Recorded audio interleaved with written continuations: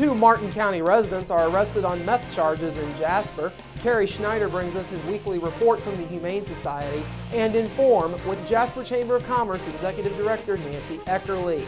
Those stories and much more are up next here on 18 WJTS News.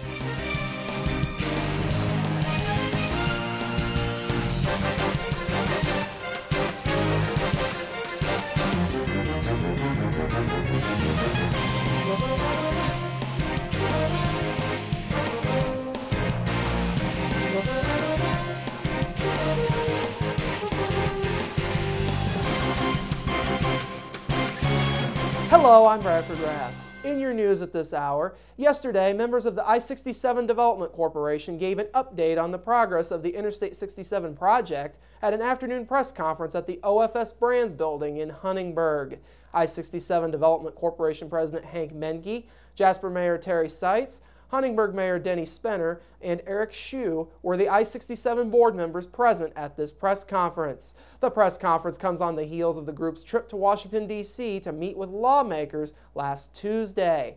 Menke says the group received a lot of support for the project from Indiana's representatives in Washington. He says having an interstate going north and south is critical for attracting people to the area in the long term. First question asked out of their mind is, are you located within 10 miles of an interstate? That's the number one question. Then they get into the labor force, then they get into the school system, then they get into all this other. But that's the first question, yeah, because they realize how critical it is to move products and move to get in, and then from there, because that's what, again, also creates job creation. And all of us in this area, we're sitting in a wonderful position for a logistics hub for the United States. I'm thoroughly convinced of that. But we need this road going north-south. Seitz also believes that an interstate would do wonders for the area. He says the highway is more important to the region to better connect it with the rest of Indiana because of the area's tax contributions to the state. We have literally built an economy, an international economy, on really two-lane state roads and some county roads. And we're a significant player, contributing approximately $250 million in taxes each year to the state of Indiana in this region. Because of that, we need to have and follow that future and get that connection. The group has already raised money for and completed a feasibility study for the new road through Cambridge Systematics, a study that the group says showed a strong case for the highway being built. The group met with Indiana 7th District Congressman Andre Carson, 8th District Congressman Larry Bouchon, and Indiana Senators Joe Donnelly and Dan Coates, among others, during their Washington trip. Two Martin County residents were arrested in Jasper yesterday evening following a report from an off-duty sheriff's deputy.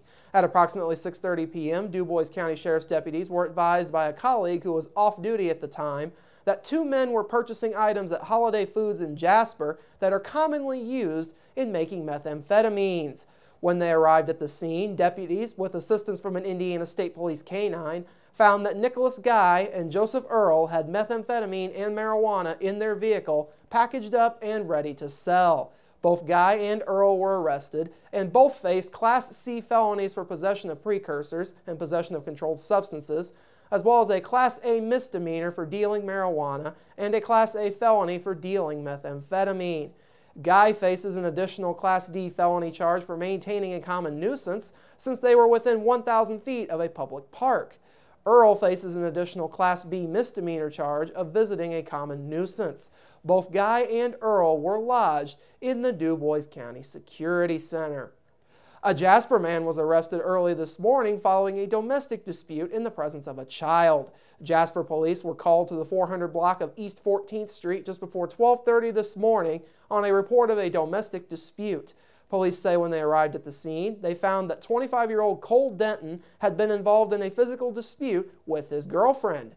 Denton was arrested and faces a Class D felony for domestic battery in the presence of children and a Class D felony for strangulation.